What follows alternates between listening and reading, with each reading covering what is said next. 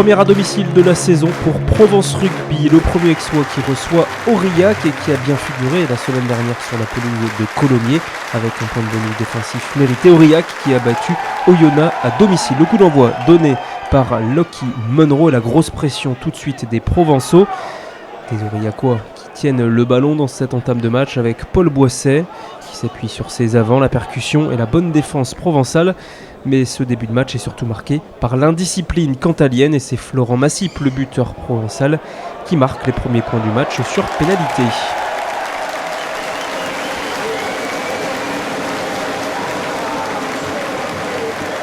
Ce premier quart d'heure est d'ailleurs un duel de buteurs. Joris Second lui a répondu, mais Massip a marqué deux nouvelles pénalités, 9-3 puis 9-6 après ce bon coup de pied de l'ouvreur cantalien. Un match d'une extrême pauvreté technique et d'une extrême indiscipline, notamment pour Aurillac. Loïc Rouquette paye pour tout le monde après la faute de trop. Aurillac est donc à 14 contre 15. Florent Massip sanctionne encore cette indiscipline, 15-6 pour Provence Rugby.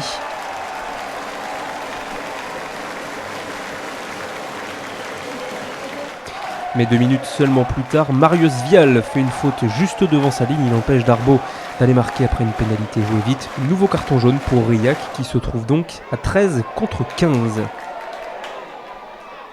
Les deux équipes terminent même à 12 contre 14 après les cartons pour Rességuier et Aujovan après des mêlées beaucoup trop écroulées. Mais regardez cette ultime action des Provençaux avec ce ballon qui arrive jusqu'à Thibaut Zambelli. Il n'y a pas touche.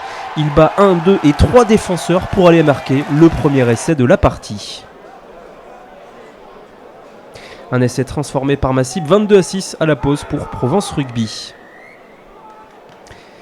Et au retour des vestiaires, les Aurillacois sont en infériorité numérique par rapport aux Provençaux. Il y a donc des espaces, bonne récupération du coup d'envoi de ce deuxième acte par Zambelli. Le jeu qui s'accélère avec Lockie Munro qui profite des espaces laissés par la défense cantalienne. Il remet intérieur pour Charles Brousse, l'échappée du 3/4 centre aixois. Il est repris in extremis par la défense cantalienne, le point de fixation qui se crée.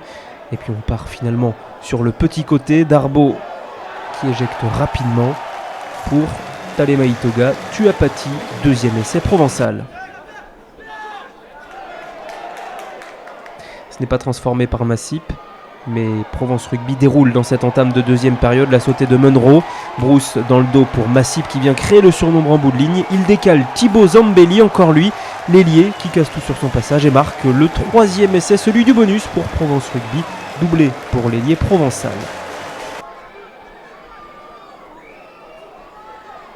C'est transformé 34-6 pour Provence Rugby, mais Aurillac se réveille dans cette deuxième période. On en profite un petit peu de ces essais car le match est d'une extrême pauvreté technique. Regardez cette fin de passe de Joris Second qui bat au plaquage et à la percussion surtout le Afoutou pour le premier essai cantalien.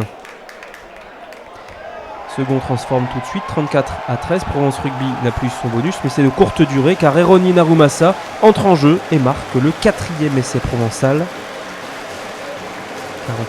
41-13 avec la transformation. Provence Rugby a de nouveau son bonus offensif dans la poche. Mais Aurillac réagit encore avec ce maul bien initié et qui va même au bout avec l'essai d'Adrian Smith. Un essai qui n'est pas transformé, 41-18 alors que M. Chérec a besoin de l'arbitre d'en but pour aller valider ce deuxième essai cantalien. Et dans les derniers instants de cette partie, les joueurs aixois vont trouver les ressources pour aller arracher le bonus offensif avec ce cinquième essai inscrit par Mohamed Bayer.